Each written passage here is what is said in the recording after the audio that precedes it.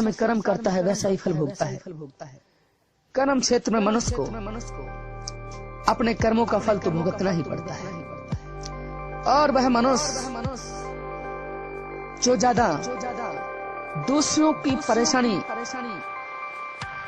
अपने सिर पर लेने की कोशिश करते हैं, वो मनुष्य स्वयं गड्ढे में आ जाते हैं या स्वयं बोझ तले दब जाते हैं।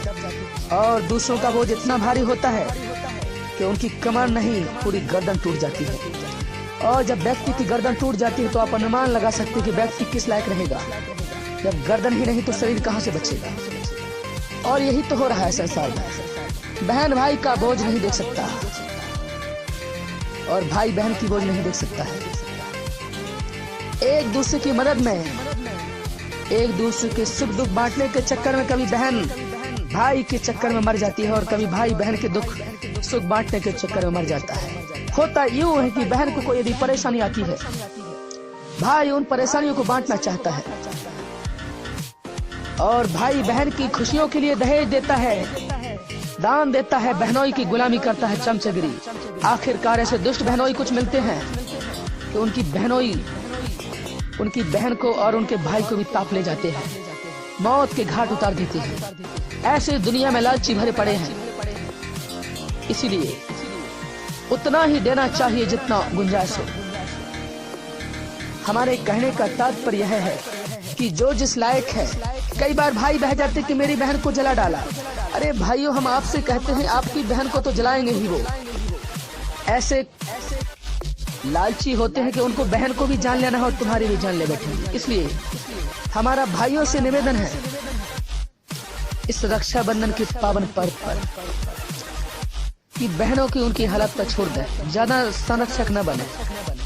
क्योंकि यहाँ बहन अपने कर्म करके आई है। वो जो सुख में है, दुख में, वो अपने कर्म अनुसार है। यहाँ ज्यादा आप सुख दिखाने की कोशिश करेंगे वो मिलेगा नहीं।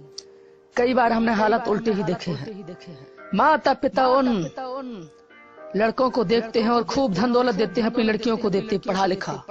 लेकिन ऐसे बेईमान और स्वार्थी व्यक्ति होते हैं कुछ कि धन के चक्कर में अपनी पत्नियों को जला डालते हैं या मार डालते हैं या फिर उनसे कुछ घिनौने कर्म करवा बैठते हैं, जिसम पड़ोसी के धंधे में लगा देते हैं। ऐसे ही बदतमीज कुछ व्यक्ति हमने देखे। वो हमारी बहनों और माताओं को भी चाहिए कि वो सावधान रहें और अपने होने वाले पति को ज्यादा लालच ना दे। बात अलग है कि उनके अंदर हुनर होना आज की लाइफ में जरूरी है, जैसे पढ़ा लिखा होना। हम दहेज की बात नहीं करें, दहेज तो कतई देना नहीं चाहिए, लेकिन हाँ आपके अंदर हुनर जरूर होना चाहिए, ताकि कोई यदि आपको प्रेस करे तो आप अपने दम पर तो खड़े हैं। ये बड़ी बात है।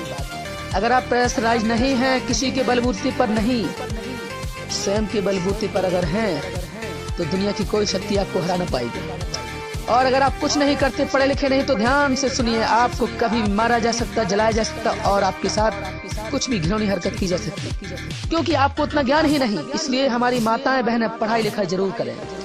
ये मॉडर्न युग है, कंप्यूटराइज युग है। यहाँ पढ़े लिखे की कीमत है, अनपढ़ की कोई कीमत ही नहीं।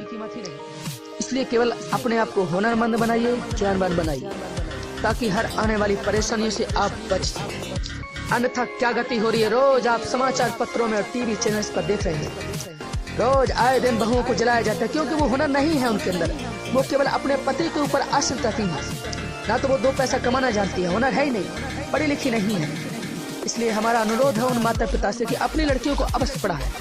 अगर लड़की पढ़ेगी तो सामने का आने वाला परिवार पढ़ेगा और उन्नति कर पाएगा, अन्यथा बर्बादी के अलावा कुछ नहीं होगा।